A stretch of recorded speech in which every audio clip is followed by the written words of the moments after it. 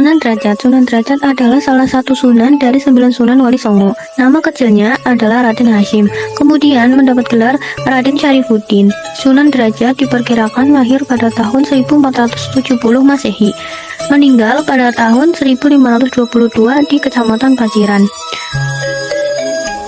Tempat pemakamannya ada di makam Sunan Derajat Lamongan. Orang tua dari Sunan Derajat yaitu Sunan Ampel dan Nyai Agung Manila.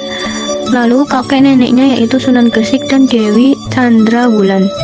Syah dan berlayarlah Raden Kasim dari Surabaya dengan menumpang biduk nelayan. Di tengah perjalanan, perahunya terseret badai dan ombak pecah dihantam di daerah Lamongan, sebelah barat Gresik. Raden Kasim selamat dengan berpegangan pada dayung perahu. Kemudian ia ditolong ikan cucut dan ikan talang. Ada juga yang menyebut ikan cakalang.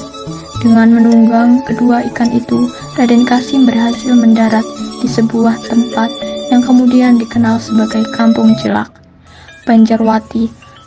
Menurut Tarik, peristiwa ini terjadi sekitar tahun 1485 Masehi. Di sana, Raden Kasim disebut baik oleh tetua kampung bernama Mbah Mayang Madu dan Mbah Banjar. Akan tetapi, berbanding terbalik dengan warganya, terutama pemuda yang bernama Indradanu. Mereka menganggap bahwa Raden Kasim adalah pembawa sial. Keesokan harinya, setelah beliau sadar, beliau memutuskan untuk pergi keluar untuk berkeliling antara kampung. Dan di suatu saat, beliau terhenti di pesisir pantai, tepat para nelayan dan pembeli membicarakan seekor ikan hasil tangkapan.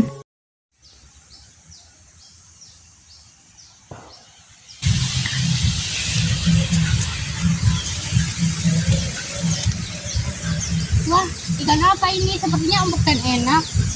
Seumur-umur aku jadi nelayan, baru sekali ini lihat ikan sini. Kalau mau beli, silakan beli. Baik di sana.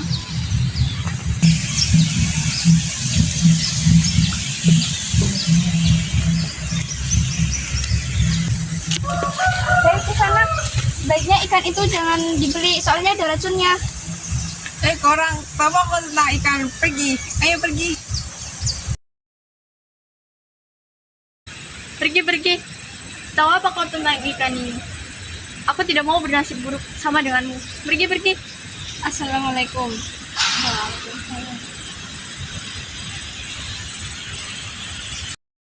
Raden Kasim pun meninggalkan pesisir pantai, lalu menyusuri daerah pekarangan. Tak lama kemudian, datanglah seekor pembeli ikan tadi, memohon bantuan kepadanya. Tuan, tolong Tuan. Ada apa di sana? Tadi Tuan bilang ikan itu beracun, bukan? Ya, saya tahu dari para nelayan yang ada di pesisir pantai. Tolong Tuan, tadi orang yang membeli dan memakannya sekarang sedang terserang gatal-gatal dan sesak nafas, tidak bisa bernafas Tuan. Gimana? Ayo, saya antarkan. Pergi sana, mari. Ini dia Tuan. Astagfirullahaladzim. Maaf, Kim.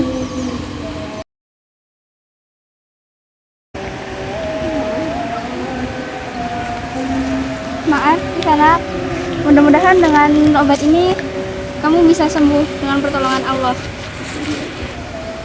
Apakah ramuan itu bisa menyembuhkan Tuan? Insya Allah, para pelaut daerahku pernah mengajariku ramuan seperti ini.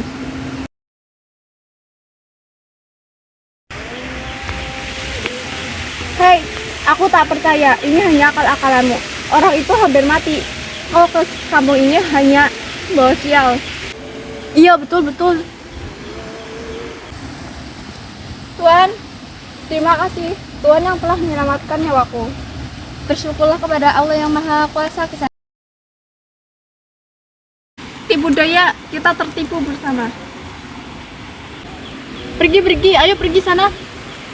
Sabar. Walaupun beberapa kali diusir dan dibenci warga di sana karena ajaran-ajaran tentang Islamnya, Raden Kasim tetap tidak menyerah dan mengajarkan ajaran Islam secara pelan-pelan. Begitulah cara Raden Kasim dalam menyebarkan agama atau ajaran-ajaran Islam secara perlahan dengan bantuan-bantuan sederhananya. Orang-orang tadi Tuhan, memang mereka tidak tahu berterima kasih. Sekarang saya jadi tahu Tuhan bukan pembawa sial. Terutama saya Tuhan, saya sangat berterima kasih kepada Tuhan. Kalau boleh tahu siapa nama Tuhan? Namaku Raden Kasim. Memang sulit membuka mata hati orang yang sudah tertutup lama. Sebaiknya di sana beristirahat agar sembuh dari racun ikan itu. Sekali lagi terima kasih Tuhan.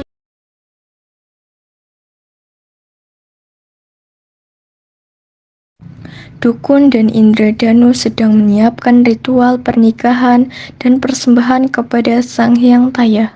Seketika di tengah ritual, datanglah Raden Kasim beserta Mbah Mayang Madu dan Mbah Banjar. Apa urusanmu denganku? Kamu mengganggu persembahanku dengan Sang Hyang Taya. Aku Raden Kasim. Aku tidak akan membiarkanmu menyakiti putri ini. Tias Kemuning pun berhasil diselamatkan. Akan tetapi kondisinya belum siuman. Ia masih terlelap pingsan. Raden Kasim pun membacakan doa untuk membantu menyadarkannya. Raden.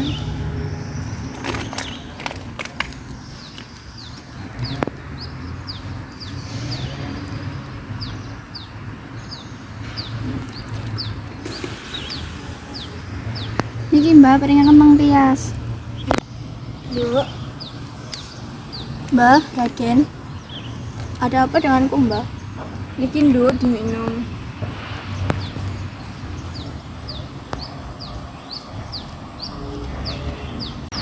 Kamu terkena guna-guna. Untung ada Raden Kasim yang menolongmu. Terima kasih, Raden. Saya sangat berhutang budi banyak terhadap Raden. Terima kasihlah kepada Tuhan ya.